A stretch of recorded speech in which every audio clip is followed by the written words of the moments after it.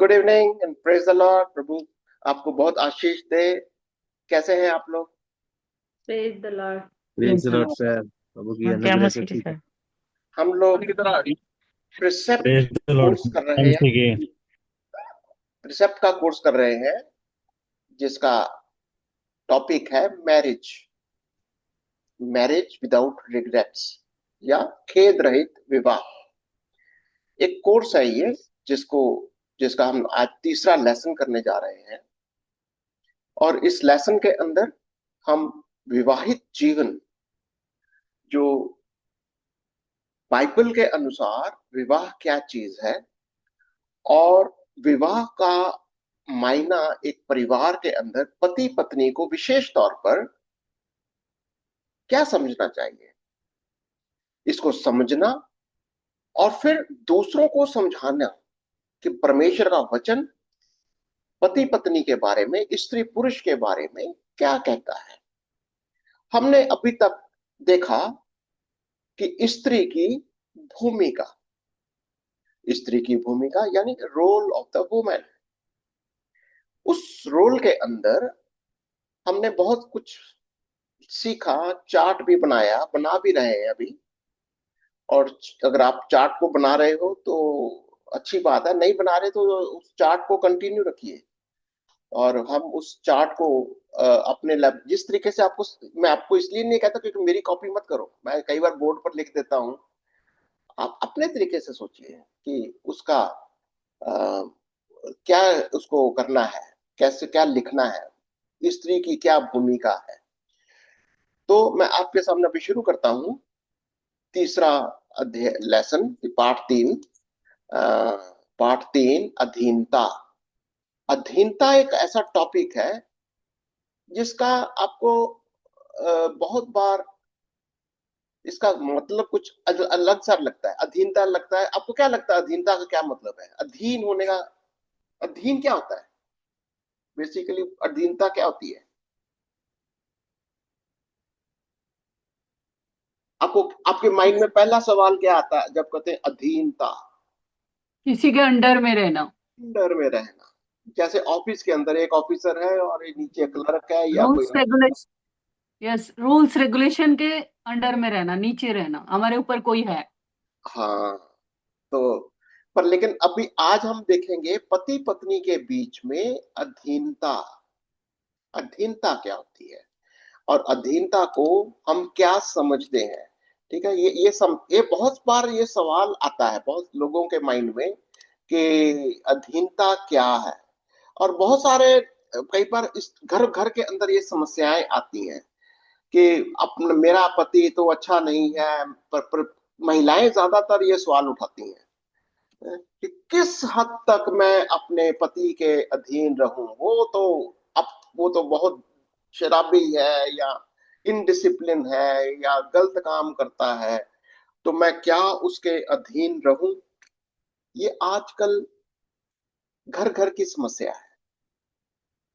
तो हमारा आज का जो टॉपिक है वो इस बात को समझना है कि अधीनता, परमेश्वर का वचन हमें क्या सिखाता है। ठीक है, इसको हम डिस्कस करेंगे। तो बहुत सारी बातें हैं जो आप देख सकते हो, जैसे क्या परमेश्वर अपेक्षा करता है कि मैं ऐसा पायदान हूं कि जिस पर मेरे पति वह विचारों की गंदगी गिरती रहे। यानी क्या पत्नी एक पायदान है? पायदान होता है ना, घर के अंदर दाखिल होते पैर झुक मिट्टी झाड़ लेते हैं, है ना? तो कई बार घरों स्त्रियों की उल्टा भी हो सकता है। अगर पुरुष प्रधान है तो स्त्री सोचती मैं अधीनता में हूं, या अगर स्त्री प्रधान है तो कई बार पुरुष का भी हाल होगा। कुछ एक ऐसे समाज भी है जहां पर स्त्री प्रधान है, उल्टा भी हो सकता है। पर बात यह है अधीनता का लेवल, अधीनता क्या है। और दूसरी चीज है कि अगर मेरा पति प्रभु की अवज्ञा करता, अगर प्रभु की आज्ञा नहीं का पालन करता ना, अगर मेरा पति प्रभु की अवज्ञा करता यानी आज्ञा का पालन नहीं करता, तो मैं क्या करूं? फिर भी मैं उसकी अधीनता में क्या रहूं क्या? ये सवाल है। क्या मैं फिर भी उसकी अधीनता में रहूं? देखो, कई बार घरों में कई पति या पत्नी दोनों में से कोई भी हो सकता है, एक जना विश्वास करता है, दूसरा जना नहीं करता। एक जना चर्च जाता, दूसरा जना नहीं जाता। अगर पति विश्वास नहीं करता और पत्नी चर्च जाना चाहती है, प्रभु के वचन में रहना चाहती है, अगर वो अगर कहीं ना कहीं आप जबरदस्ती कहता है मत जाना, वो घर का मुखिया होते हुए अपना अधिकार दिखाता है, तो पत्नी के माइंड में यही सवाल आता है, ये मैं किस हद तक मैं इसके अधीन रहूं, ये वाला सवाल है। और ये बहुत मुश्किल और डिफिकल्ट है कि कैसे पत्नी को इस चीज को समझना है। तो ये क्या कह रहा है यहां पर कि कहता मेरा पति मुझसे कुछ ऐसा करने को कहता है जो परमेश्वर के वचन के विरुद्ध है, तो मैं क्या करूं। ये तो ये सारी बातें आज हम डिस्कस करेंगे। ठीक है, तो आइए देखते हैं, कुछ एक सवाल करेंगे यहाँ। अधीनता के प्रश्नों पर जाने से पहले हम पवित्र शास्त्र के अन्य महत्वपूर्ण अंशों को देख, कुछ वचनों को देखते हैं। नीचे देखेंगे अगर आप तीतुस 2 और उसकी 3 से 5, नीचे आपके देखें ना, आप नीचे देखेंगे तो ये लिखा हुआ है। तो यहां पर आपको थोड़ा सा पढ़िए कि क्या समझ में आता है, अधीनता क्या चीज है। तीतुस 2 और उसकी 3 से 5, कोई जना पढ़ेगा इसको, और एक एक आयत धीरे धीरे पढ़ेंगे कि अधीनता का कोई मायना निकल रहा है यहाँ पर। तीतुस तीतुस कौन सा है? जी, 2 तीतुस का, 2 बाब उसकी 3 से 5 आयत। हाँ चलिए। यहाँ लिखा है, उसकी तीसरी ऐसे पढ़ रहे हैं, इसी प्रकार बूढ़ी स्त्रियों का चाल चलन पवित्र लोगों सा हो, वे दोष लगाने वाली और पियक्कड़ नहीं, पर अच्छी बातें सिखाने वाली हों, ताकि वे जवान स्त्रियों को चेतावनी देती रहें कि अपने पतियों और बच्चों से प्रीति रखें, और संयमी, पवित्रता, घर का कारोबार करने वाली, भली और अपने अपने पति के अधीन रहने वाली हो, ताकि परमेश्वर के वचन की निंदा ना होने पाए। तो आपको यहाँ इन आयतों से पढ़ने से आपको क्या लगता है, अधीनता का क्या है? अधीनता का क्या मतलब है? अधीनता का मायना क्या निकलता है? अगर पत्नी अधीन है तो उसको क्या करना चाहिए? उसका क्या सबसे पहला चाल चलन, इस बूढ़ी स्त्रियों का चाल चलन कैसा होना चाहिए? कैसा चाल चलन होना चाहिए? दोष पवित्र लगाने लोगों सा वाली ना हो, दोष लगाने वाली और पियक्कड़ नहीं, पियक्कड़ ना हो, अच्छी बातें सिखाने वाली हो। अच्छी बातें सिखाने वाली हो। किसको सिखानी है? जवान जवानों को। को आने वाली चेतावनी। जनरेशन के लिए, आने वाली जनरेशन के लिए एक एग्जाम्पल हो वो। हाँ, और अपने पतियों और बच्चों से क्या करना है? ये बच्चों और प्रीति बच्चों रखे, से और पति से क्या करना प्रीति है? रखना है। प्रीति प्रीति रखे। रखना है, उनसे स्नेह रखना है। यह अधीनता। और संयमी हो, पवित्रता हो, घर का कारोबार करने वाली, भली, अपने पति के अधीन रहने वाली हो, ताकि परमेश्वर के वचन की निंदा ना होने पाए। मैं आपको कई बार इस चीज को हम लोग डिस्कस कर चुके हैं। जब भी आपको किसी भी कंसेप्ट को, जैसे अधीनता का ये कंसेप्ट है या मीनिंग है, इसको नहीं समझ में आता तो एकदम से किधर देखना है? यीशु की ओर देखो। यीशु अपने पिता की अधीनता में आता है। किस लेवल तक, किस हद तक यीशु अधीन बन जाता है?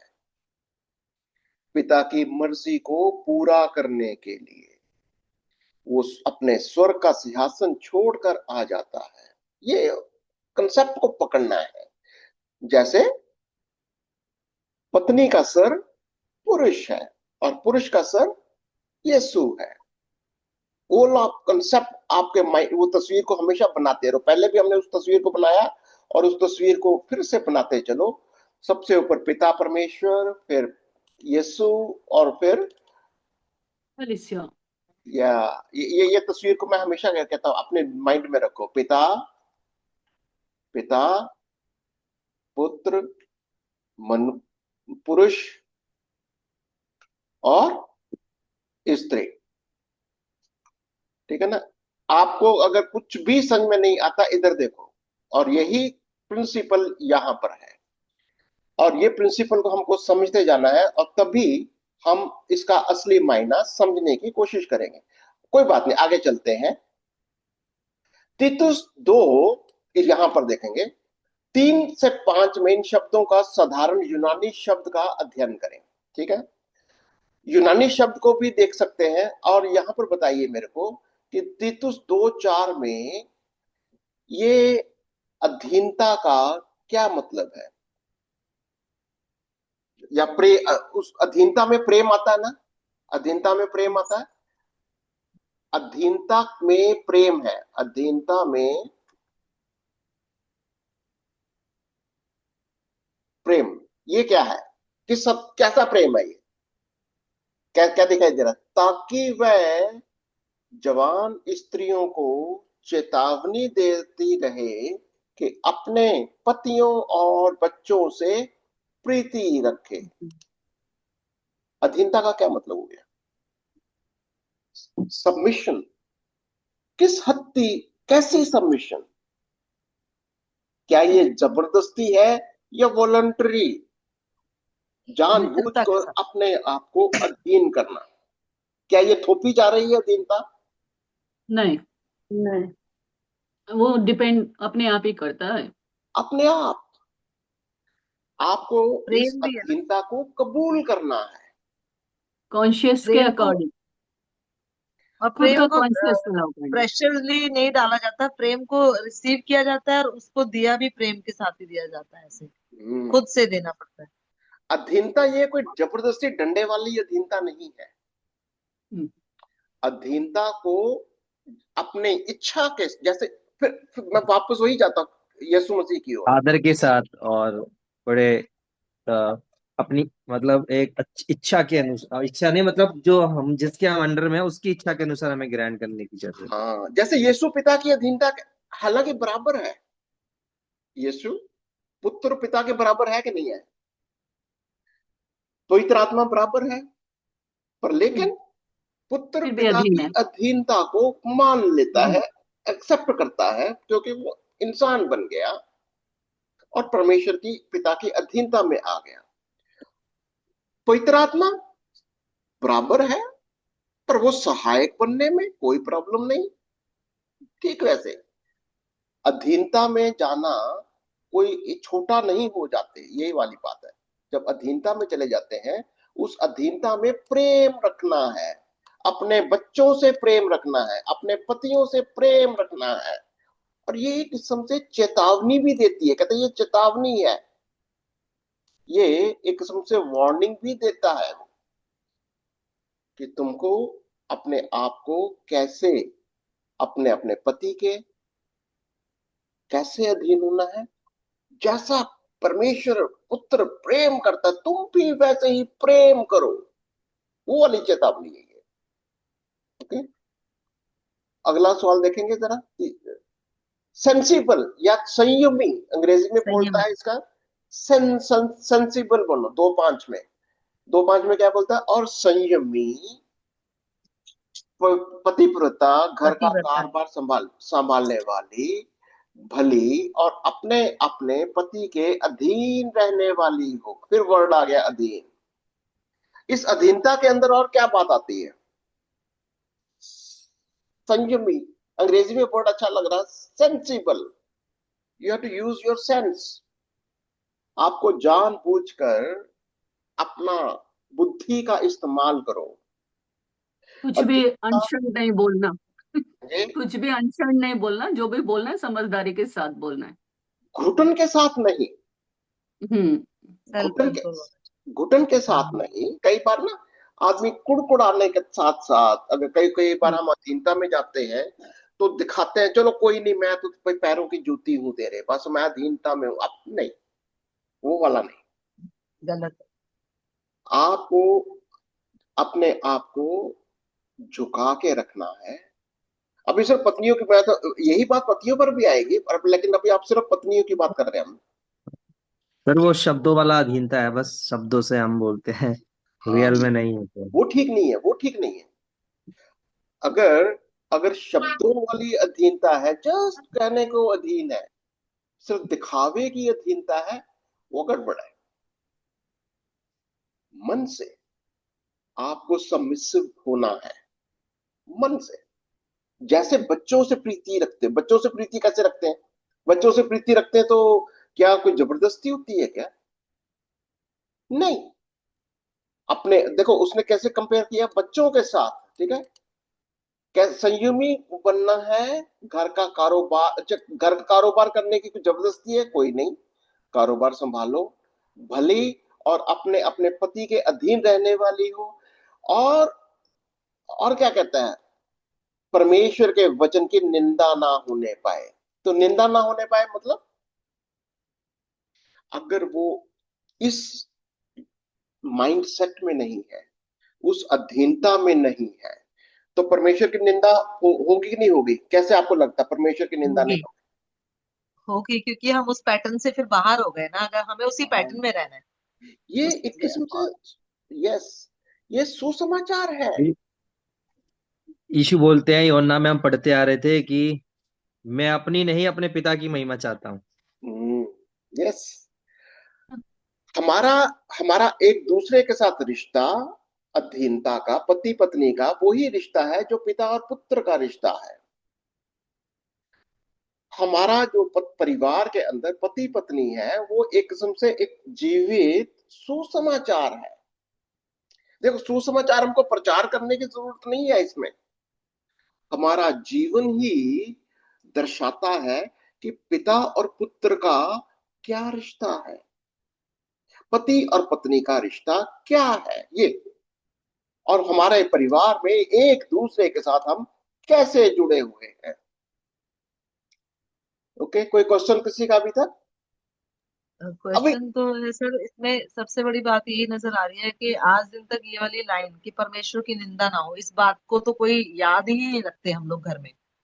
इससे ऊपर के जो जो भी चीजें हैं उनमें हमारा संयम नहीं है, पतिव्रता। ये झगड़े इसी वजह से हैं, क्योंकि जो फर्स्ट वर्स हमने इसमें तीसरी आयत पढ़ी है तीतुस की 2 की 3, कि ये चाल चलन, ये पैटर्न हमें सिखाना बहुत जरूरी है। बिल्कुल। अगर और अगर हम ये नहीं, तो फिर डेफिनेटली ये सारा सिस्टम, ये अधीनता वाला सब बिगड़ा ही हुआ है घरों में आज, कहीं ना कहीं जो इसी से देखने को मिल रहा है, परमेश्वर तो की निंदा इसीलिए। होती है, यही कह रहा वो। और ये चीज आज दिन तक इस चीज से इंसानों को वाकिफ भी नहीं है कि हम जाने अनजाने में परमेश्वर की निंदा कर रहे हैं और अपने आप को सोचते हैं कि हम प्रभु के अधीन में हैं, लेकिन वो गलत है। अगर ये प्रभु की अधीनता में नहीं आ रहे, प्रभु की अधीनता का मतलब एक दूसरे की अधीनता। अभी हम पत्नियों की बात हो रही है, पत्नी कैसे अधीन होनी चाहिए, और अधीनता किसको रिफ्लेक्ट करती है? परमेश्वर को, परमेश्वर। सुसमाचार को, यीशु मसीह को, उसको रिफ्लेक्ट करता है वो। और दरअसल में कहा जाए, अगर एक अच्छा परिवार है, अच्छे बच्चे हैं, आपका परिवार अपने आप में क्या बन जाता है? एक अच्छी कलीसिया, अच्छा सुसमाचार संसार के लिए, ठीक है ना? तो आइए देखते हैं, एक सी पॉइंट को देख लेते हैं। घर का बंदोबस्त, कारोबार कैसे, कारोबार के हिसाब से के बारे में क्या कहती है वो जो संयमी है? घर का कारोबार कैसे करती है वो? अधीन, देखो घर का घर घर काम करने वाली, भली और अपने अपने पति के अधीन रहने वाली। तो घर की जिम्मेवारी कैसे संभालती है वो? घर का कारोबार, घर की जिम्मेवारियां, बच्चों की देखभाल, वो क्या वो जबरदस्ती से करती है या अपने मन के जानबूझ के अधीनता को स्वीकार करते हुए, एक सबमिसिवनेस, मुझे अपने परिवार को, अपने बच्चों को, अपने परिवार की जरूरतों को, उसको उसको हम मुझे संभालना है। ये कोई उसके ऊपर प्रेशर है या ये अपने आप जान के करती है, अपने आप को उसके लिए अपने आप को तैयार करती है। हम्म? माँ खुद से बाप तैयार अच्छे। कर हाँ जी। खुद से तैयार करना चाहिए, खुद से। प्रेशर में नहीं लेना कुछ भी काम। अंडर प्रेशर नहीं है ये। जी। ये कोई आपके लिए आपके साथ कुछ जोर जबरदस्ती नहीं है कि आपको अधीनता में रहना है। ये आपके स्वभाव की बात है। मैंने बचा था पतरस में कहीं, स्वभाव, यीशु मसीह वाला स्वभाव हमारा होना चाहिए, है ना। तो ये आपको अधीनता का और क्या समझ में आता है। तीसरा पॉइंट पढ़िए जरा। तीतुस 2:15 की तुलना पहला तिमुथी 5:14 से करें। ये पद एक स्त्री के अपने घर के साथ संबंध के विषय में आपको क्या दर्शाते हैं? क्या लिखता है यहाँ पर? पहला तिमुथी 5:14। इसलिए मैं ये चाहता हूं कि जवान विधवाएं विवाह करें, बच्चे जने और घर बार संभाले, और किसी विरोधी को बदनाम करने का अवसर ना दे। क्या मतलब हुआ? अधीनता। टॉपिक देखो, टॉपिक अधीनता ही चल रहा है, इसको ध्यान देना। इसी के अंदर अगर कोई जवान विधवा है या कोई भी विधवा ना भी हो, आपको क्या लगता है कि एक स्त्री का असली जिम्मेवारी अधीनता क्या बताती है? एक परिवार को चलाने के लिए किस चीज की जरूरत है? अगर अगर वो जवान है और विधवा भी है, करना क्या चाहिए? विवाह करना चाहिए कि नहीं करना चाहिए? कर लेना चाहिए। बच्चे जनने चाहिए कि नहीं चाहिए? घर बार करना। संभालना चाहिए कि नहीं चाहिए? सारी बातें क्यों? किस किस क्या चांस नहीं देना किसी को, विरोधी को बदनाम करने का अवसर ना दे। अगर कोई परिवार के सिस्टम में नहीं आना चाहता, कुछ भी, बहुत सारे आजकल ट्रेंड नहीं चला हुआ बच्चों का, शादी हाँ। नहीं करनी, मुझे अकेला ही रहना है। लिविंग रिलेशन में। हाँ जी। या इवन लिविंग रिलेशन में। इवन हाँ, लिव हाँ, वो भी है। और कुछ तो अब बच्चे शादी कर रहे हैं, बच्चा नहीं पैदा करना चाहते। नहीं देखा आपने ट्रेंड ये? है। रहेगा, बहुत ज्यादा है बहुत ज्यादा आजकल, हो रहा है। बहुत ज्यादा है। 99% ऐसा है। आज ये ट्रेंड कहाँ से आ रहा है? अगर आपको इस और ये प्रॉब्लम किस बात की है? जिम्मेवारी नहीं उठाना चाहते। अगर बच्चे पैदा होंगे, परिवार बनेगा। रहेगा। हम्म। परिवार बनेगा, जिम्मेवारियां बढ़ेंगी, और जिम्मेवारियां बढ़ेंगी, मेरे ऊपर बोझ आएगा। तो वो किस चीज को अवॉइड करना चाहते हैं? रिस्पॉन्सिबिलिटी लेना नहीं चाहते किसी भी बात की। एक दूसरे की, परिवार की अधीनता को नहीं चाहते। यानी उसमें परेशानी तो होगी, उसके हम्म। अंदर परेशानी तो होगी। अब आप अगर परिवार की जिम्मेवारी नहीं लेना चाहते, बच्चों की जिम्मेवारी नहीं लेना चाहते, पति पत्नी एक दूसरे के अधीन नहीं होना चाहते, प्रॉब्लम क्या है फिर? अभी कौन सी स्पिरिट है ये? आपको क्या लग रहा है? संसार कौन सी की स्पिरिट स्पिरिट। दिखाई दे रही है? संसार की संसार स्पिरिट। हम्म। संसार की आत्मा जो अकेला रहना चाहता, अकेला अपने आप को, मैं अपना सिंहासन ऊंचा उठाऊंगा, मैं अपने आप को ऊंचा उठाऊंगा, वो वाली स्पिरिट है ये। वो किसी की अधीनता संसार में की नहीं होना स्पिरिट। चाहता। हाँ जी। संसार की स्पिरिट है। बिल्कुल। वो कहीं ना कहीं संसार की आत्मा है, जो देखो, परिवार के अंदर अगर आप परिवार को नहीं बढ़ाते, आज बच्चों के लिए सबसे बड़ी समस्या है जो मैरिड है, यंग मैरिड है, जो मैरिज करना चाहते हैं, अगर वो मैरिज करना चाहते हैं और बच्चे पैदा नहीं करना चाहते, अगर नहीं होते वो अलग चीज है, पर बच्चे जानबूझ के पैदा नहीं करना, आपको क्या लगता है उनकी असली सोच क्या है? ना तो वो वैसे अधीनता में आना चाहते हैं। यहूदा का यहूदा का वो होता है ना, वो यहूदा का बेटा जिसकी यहूदा तामार से शादी करा देता है, और वो बोलता है कि अगर ये बच्चा पैदा होगा तो मेरे भाई का कहलाएगा, मेरा नहीं, तो क्यों पैदा करना। मतलब वो अपना सीड देता नहीं है हम्म, ना, तो परमेश्वर उसे मार देता। तो अधीनता। जो लोग क्या, अपने परिवार जो को बढ़ाना है, अपने परिवार को बढ़ाओ। Yes, yes, yes. आगे चलते हैं। अभी बताओ कि स्त्री की भूमिका, अगर आपने वो चार्ट को बनाया हुआ है, स्त्री की भूमिका में क्या क्या कहोगे? स्त्री की भूमिका में अधीनता का टॉपिक, अधीनता क्या है? किसको अधीनता कहें? अधीनता का मतलब क्या ये जबरदस्ती है? क्या ये थोपी जाती है? आपको जबरदस्ती आपको अधीन कर दिया जाता है? देखिए, आजकल हमारे नॉर्थ इंडिया में ये घूंघट का बड़ा वो, पता है घूंघट का क्या मतलब होता है? आप लोगों को पता होना चाहिए कि घूंघट का मतलब क्या है। मंजू, अनम्यूट करो। कोई दूसरा ना देखे, कोई आपका चेहरा आपके पति के अलावा कोई दूसरा ना देखे, इसलिए वो उधर शादी जब होती है तो वो जो शादीशुदा लेडीज होती है उनको घूंघट करना पड़ता है कि मैं उनके पति अपनी, के सिवा उनका मुंह कोई और ना देखे।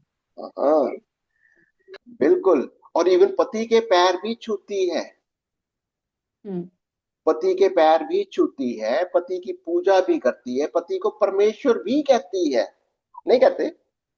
बिल्कुल बिल्कुल। और हमारे कई जाति भाइयों में तो बहुत सारे सिंबल भी देते हैं वो उनकी, कि वो पत्नी दिखे कि ये पत्नी है, इसकी इसकी अधीनता में है, ये उसके लिए ये सब कर रही है। पर लेकिन क्या ये जबरदस्ती की अधीनता है, या आपके सिस्टम में, आपके माइंड में ये आ जाना चाहिए कि आप खुशी के साथ अपने पति के अधीन हो, खुशी के साथ? अगर ये आपके माइंड में जबरदस्ती की अधीनता है, थोपी गई अधीनता है, तो क्या होगा? घर का क्या होगा? लड़ाई झगड़े होंगे कि नहीं? हो जाएगा, गड़बड़ हो जाएगा उधर। हाँ जी। थोपी हुई चीज ज्यादा चलती नहीं। अगर ये सर वाली अगर कोई चीज है ना, बंदा कोई किसी के ऊपर डाल दी है, तो है ना, प्रेशर में कर रहा है, तो वो ज्यादा देर कर ही नहीं पाएगा उसको, और कहीं ना कहीं वो ब्रस्ट आउट हो जाएगा। तो ये परमेश्वर के वचन से अगर नहीं चलेंगे, कोई भी परिवार, कोई भी जोड़ा, क्योंकि ये कोई सिर्फ ईसाइयों के लिए नहीं है, यहूदियों के लिए नहीं है, ये वचन सारी मानव जाति के लिए है। ये पैटर्न पिता पुत्र का, ये परमेश्वर का पैटर्न सारी मानव जाति के लिए है। जब हम यीशु मसीह को ग्रहण करते हैं, यीशु मसीह को, उस पैटर्न को ग्रहण करते हैं, वो पैटर्न क्या है? अधीनता का। जैसा यीशु पिता की अधीनता में होकर इतना आज्ञाकारी बन जाता है, और सब हम जानते हैं कि क्रूस की मृत्यु तक वो अधीन हो जाता है। वो वाली अधीनता, जानबूझकर अधीन हो जाना, ये वाली बात है। तो आइए देखते हैं आपका अभी फर्स्ट कौन सा है? ये पेज देखो कौन सा है, पहला पत्र 22। हाँ, तो एक बार पढ़ लेते हैं इसको, फिर हम इसके ऊपर बातचीत करेंगे, ठीक है? जी। पहला पत्र दिन 3 और दिन 4 परिशिष्ट में एक पहला पत्रस 2 बाब 18 है 3 से 6, 18 और 3 से 6 पर दिए गए अवलोकन कार्य पत्र को पूरा करें। मुख्य शब्दों, मुख्य वाक्यांशों, अंतर और तुलनाओं पर निशान लगाएं तथा सूचियां बनाएं। अच्छा, ये बताइए, या सिर्फ रीडिंग करते हैं, इसको बताइए मेरे को कि यहाँ पर अधीनता का क्या मतलब निकलता? 18, पहला पत्र 2 और उसकी 18वीं 18 से पढ़िए। हे सेवको, यह लिखा है, हे सेवको, हर प्रकार के भय के साथ अपने स्वामियों के अधीन रहो, ना केवल उनके जो भले और नम्र हो, पर उनके भी जो कुटिल हो, क्योंकि यदि कोई आपको ये एक किस्म से नौकर और मालिक वाला सीन है। सिर्फ पति पत्नी वाली बात नहीं हो रही यहाँ पर। अगर आपका सोचो कोई घर का नौकर है या ऑफिस में एक छोटे पद पर है, वो वाली सीन है ये कि आप अपने मालिक के किस हद तक अधीन। ये वाला अब सीन को समझिए जरा कि जो दास है अपने स्वामी के किस हद तक अधीन रहना उसको। हे सेवको, हर प्रकार के भय के साथ अपने स्वामियों के अधीन हो, ना केवल उनके जो भले और नम्र हैं, पर उनके भी जो कुटिल भी हो। आदर के साथ अधीन हो। हाँ, अधीन। परमेश्वर के भय के साथ। उसने बोला कि भय की जगह में उसने नीचे डाला है कि आदर, हे सेवक को हर प्रकार के आदर के साथ अपने हाँ। स्वामी के अधीन हो। चलो 19।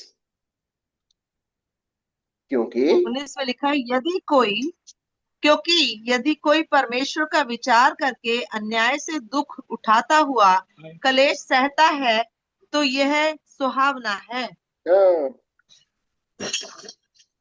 क्योंकि यदि तुमने अपराध करके घूंसे खाए और धीरज धरा तो इसमें क्या बढ़ाई की बात है, पर यदि भला काम करके दुख उठाते हो और धीरज धरते हो तो यह परमेश्वर को भाता है। हाँ, पढ़ लो, एक रीडिंग कर लो जी। और तुम इसी के लिए बुलाए भी गए हो, क्योंकि मसीह भी तुम्हारे लिए दुख उठाकर तुम्हें एक आदर्श दे गया कि तुम भी उसके पद चिन्हों पर चलो। ना यानी तो उसने पाप किया, ना उसके मुंह से कोई छल की बात निकली। वह गाली सुनकर गाली नहीं देता था और दुख उठाकर किसी को धमकी नहीं देता था, पर अपने आप को सच्चे न्याय के हाथ में सौंपता था। वह आप ही हमारे पापों को अपनी देह पर लिए हुए क्रूस पर चढ़ गया, जिससे हम पापों के लिए मरकर धार्मिकता के लिए जीवन बिताएं। उसी के मार खाने से तुम चंगे हुए, क्योंकि तुम पहले भटकी हुई भेड़ों के समान थे, पर अब अपने प्राणों के रखवाले के अध्यक्ष के पास लौट आए हो। हे पत्नियों, तुम भी अपने पति के अधीन रहो, इसलिए कि यदि इनमें से कोई ऐसे हो जो वचन को ना मानते हो, तो भी तुम्हारे भय सहित पवित्र चाल चलन को देखकर बिना वचन के अपनी अपनी पत्नी के चाल चलन के द्वारा खिंच जाएं। तुम्हारा श्रृंगार दिखावटी ना हो, अर्थात बाल गूंथना और सोने के गहने या भांति भांति के कपड़े पहनना, वरन तुम्हारा छिपा हुआ गुप्त मनुष्य तत्व नम्रता और मन की दीनता की अविनाशी सजावट से सुसज्जित रहे, क्योंकि परमेश्वर की दृष्टि में इसका मूल्य बड़ा है। पूर्व काल में पवित्र स्त्रियां भी जो परमेश्वर पर आशा रखती थी, अपने आप को इसी रीति से संवारती और अपने अपने पति के अधीन रहती थी, जैसे सारा अब्राहम की आज्ञा में रहती और उसे स्वामी कहती थी। इसी प्रकार तुम भी यदि भलाई करो और किसी प्रकार के भय से बातचीत ना हो तो उसकी बेटियां ठहरोगी। आमीन। अब बताओ मेरे को यहाँ पर क्या कहना चाहता है पत्रस? पत्नियों को क्या कहता है, किस तरीके की अधीनता चाहता है वो? तीसरा अध्याय और 35 आयत में किस बात, कैसी अधीनता? अधीनता में उसने एग्जाम्पल किसकी थी? आम जैसे कोई नौकर है और कोई मालिक है, कोई दास है और कोई मालिक है, और किस तरीके की अधीनता वो कहता है? कैसी अधीनता? दिखावे की? क्या कहता है वो? कौन सी आयत है वो? 3:1 कह रहा ना, हे पत्नियों तुम भी अपने पति के अधीन रहो, इसलिए कि 3:1 में ऐसे 3:1 में लिखा हुआ है। पहला पत्रस 3:1 में लिखा हुआ है, हे पत्नियों तुम भी अपने पति के अधीन रहो, इसलिए कि यदि इनमें से कोई ऐसे हो जो वचन को ना मानते हो, तो भी तुम्हारे भय सहित पवित्र चाल चलन को देखकर बिना वचन के अपनी अपनी पत्नी के चाल चलन के द्वारा खिंच जाए। तो कहना क्या चाहता, पतरस सिखाना क्या चाह रहा है यहाँ पर? आपको क्या लगता है पतरस क्या सिखाना चाह रहा है? अधीनता।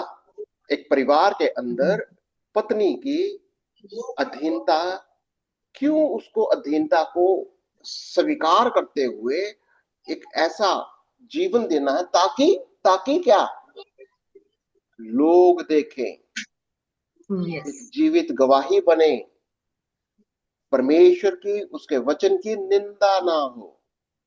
क्योंकि अगर ये गवाही नहीं बनती, अगर हमारा अपना ही परिवार, अपना ही जीवन परमेश्वर और उसके परिवार के जैसा नहीं है, पुत्र के जैसा नहीं है, यीशु के जैसा नहीं है, तो हम परमेश्वर के वचन की निंदा कर रहे हैं। ओके, और क्या कहता हूं? सेवकों को, दूसरा बी पॉइंट, सेवकों को अपने स्वामी के अधीन रहना, वो कैसे कैसे? दिखावे के लिए, या सिर्फ जब, क्योंकि जब सेवक सामने है, बॉस सामने है, तो बस मैं हाथ जोड़कर अधीनता में लगा हुआ हूं, और जब बॉस सामने नहीं है फिर क्या करना है? आमतौर पर क्या होता है, अगर फिर तो बॉस मेरी सामने है, चलेगी, आपका बॉस मैं मालिक ही हूँ। सामने फौज है, में होता है, हैं? फौज में जो करते हैं जवान अफसर चला जाता है तो। अगर बॉस सामने है तो चमचागिरी, बहुत काम, बिजी, बड़े, बहुत आप दिखा रहे हो कि मैं बहुत काम करता हूं, पर लेकिन अगर बॉस सामने नहीं है, आपका मालिक सामने नहीं है, तो क्या होता है फिर? सर मनमानी मनमानी बोलते हैं ना कि और यही मनमानी करते हैं। पैटर्न वो कह रहा है, पत्नियों को सिखा रहा है कि तुम्हें भी दिखावे के लिए नहीं करना। तुम्हारा इवन जो डेकोरेशन, जो क्या बोलते हैं, फूल और सोना चांदी जो भी पहनते हो तुम लोग, दिखावे के लिए नहीं, इस दिल श्रीमान, की उस सुंदरता को दिखाना है ना? वो कह रहा है वो। तो अभी अधीनता का क्या समझ में आता है? एफिसियों 5:22 के अनुसार आपको अधीनता क्या कहती है? अब एफिसियों 5:22 में, अब एफिसियों 5:22 में पढ़ेगा। इफिसी 5 में, जिसमें तुम भी आत्मा के द्वारा परमेश्वर का निवास स्थान होने के लिए एक साथ बनाए जाते हो। हम्म, 5:22 है, सॉरी। हाँ हाँ, हे बहुत सारे। पत्नियों, हम्म, सॉरी, हे पत्नियों अपने पति के ऐसे अधीन रहो जैसे प्रभु के। हम्म। अभी ये अधीनता, अधीनता को हमने बहुत गहराई से देखना है। अब इसका वर्ड मीनिंग भी करेंगे अगली बार, क्योंकि अधीनता, पहली मोटी मोटी बात, ये कोई दिखावे वाला काम नहीं है। ये कोई तुम्हारी अपनी खुशी के लिए काम नहीं है। अगर आपको अधीन होना है और अगर आपको कष्ट भी हो रहा है, तो क्या अधीनता करनी है कि नहीं करनी? करनी है। ये यूनिटी को भी दर्शाती है ना सर, अधीनता। हाँ, आपको अगर यूनिटी नहीं होगी तो फिर वो सब कुछ गड़बड़ ही चलेगा। अगर आपको दुख जब हो बार रहा बार वो अपने अपने पति बोलते हैं या अपने अपने मालिकों के, तो अपने अपने बताता है, तो इसका मतलब वो यूनिटी को दर्शाता है। है, यस, अधीनता का मतलब ये नहीं है कि क्योंकि तुम्हारी खुशी, अगर सारी बातें तुम्हारी खुशी के लिए नहीं है। बहुत बार अधीनता के अंदर आपको जानबूझकर अधीन होना भी पड़ता है, खुशी के साथ, जैसा बिल्कुल मैं यीशु मसीह का एग्जांपल लेना है। और सेक्रीफाइस लाइफ भी है। दूसरी चीज, एक तुम्हारी गवाही के लिए, हम अपने जीवन के द्वारा, अपने परिवार के द्वारा संसार में इस बात की गवाही देते हैं कि हमारा प्रभु, हमारा परमेश्वर, हमारा असली परिवार स्वर्गिक है। स्वर्ग में जैसे पिता और पुत्र है, हम जमीन पर उसी पिता पुत्र पवित्र आत्मा में उसका घराना है। यीशु मसीह हमारे घराने का मुखिया है। ये सुसमाचार हम अपने गवाहियों के द्वारा, अपने जीवन के द्वारा दे सकते हैं। हम आपके लिए प्रार्थना करेंगे। अगर आप, कोई भी आपका प्रार्थना का विषय हो, और खास तौर से विवाह के संबंधित आपका कोई भी क्वेश्चन है मैरिज के बारे में, क्योंकि ये मैरिज काउंसलिंग का एक कोर्स का ही है, ट्रेनिंग का ही है, परमेश्वर का वचन है, हम इसको सिखाते हैं, सीखते भी हैं। अब आप हमारे साथ जुड़ना चाहते हो, आप अपना मोबाइल नंबर दे दीजिए, अपना कॉन्टैक्ट दीजिए, और फिर हम अपना लिंक भी भेज देंगे। आप हमारे साथ जुड़ सकते हैं, और कोई प्रार्थना का विषय हो जरूर आप हमें लिखिए, हम आपके लिए प्रार्थना भी करेंगे। करिए। आइए हम प्रार्थना करें। धन्यवाद, धन्यवाद जीवित और सामर्थ्य पिता प्रभु जी, धन्यवाद के साथ प्यारे पिता परमेश्वर, हम अपने सरों को प्रभु आपके सम्मुख झुकाते हैं पिता। और प्रभु धन्यवाद करते हैं प्रभु आज के सुंदर दिन के लिए पिता, जिसमें आपने हम सबको अपने सुरक्षा के दायरे में रखा है। विशेष करके धन्यवाद करते हैं प्रभु जी आज की सुंदर स्टडी के लिए प्रभु जी, मैरिज विदाउट रिग्रेट प्यारे पिता परमेश्वर, जिसमें प्रभु जी हम एक ऐसे रिश्ते के बारे में सीख रहे हैं प्रभु, जिसमें बहुत सारी चीजों का सीखना हमारे लिए जरूरी भी है प्रभु। क्योंकि प्यारे पिता परमेश्वर, हम अपने जीवनों में, अपने परिवारों में, अपने लोगों में, अपने सभी समाज में प्रभु जी आज इस प्रॉब्लम को फेस होते हुए लोगों को देख रहे हैं प्रभु, जवान बच्चों को देख रहे हैं प्रभु जी, क्योंकि शादियां प्रभु जी सही से टिक नहीं पाती प्यारे पिता परमेश्वर, बहुत तनाव, बहुत झगड़े प्रभु। और आज हम जब उन कारणों को देख रहे हैं प्रभु, उसके पीछे का कारण यही है प्रभु कि सही ज्ञान ना होने के कारण प्रभु जी नाश हो रहे हैं। हे पिता प्रभु जी, हम आपसे विनती प्रार्थना करते हैं प्रभु कि इस अध्याय को जब हम सीख रहे हैं प्यारे पिता परमेश्वर, जिसमें आपने हमें अधीनता के बारे में एक बहुत ही गूढ़ बात को सिखाया प्रभु, कि हम किसी भी रीति से अधीनता को प्रभु जी कोई बुरी बात ना समझे प्रभु। अधीनता हमें एक एक ऐसा मार्ग सिखाती है प्रभु जो तेरी ओर जाता है प्रभु, एक प्रेम को दर्शाता है प्रभु, एक आदर्श को सिखाता है प्रभु, एक प्यारे पिता परमेश्वर यूनिटी को सिखाता है प्यारे पिता परमेश्वर। होने दे प्रभु, हम इस अधीनता में होकर प्रभु जी जब चल रहे प्रभु, तो इस अधीनता में जो कुछ हम सीखे प्रभु, अपने बच्चों को, अपने बेटों को, बहुओं को, नाती पोतों को प्रभु, हर एक जन को प्रभु जी इस ज्ञान की शिक्षा को देने वाले हो सके प्रभु।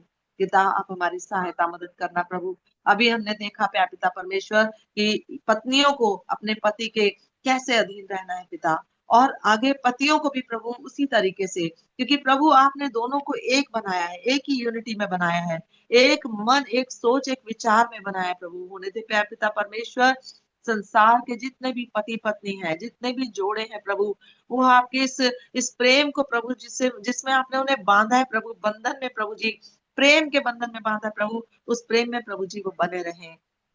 होने देना प्यार पिता परमेश्वर, हर एक घर में प्रभु जी किसी ना किसी पे प्रभु जी ऐसी बातों को हम देखते हैं प्यार पिता परमेश्वर।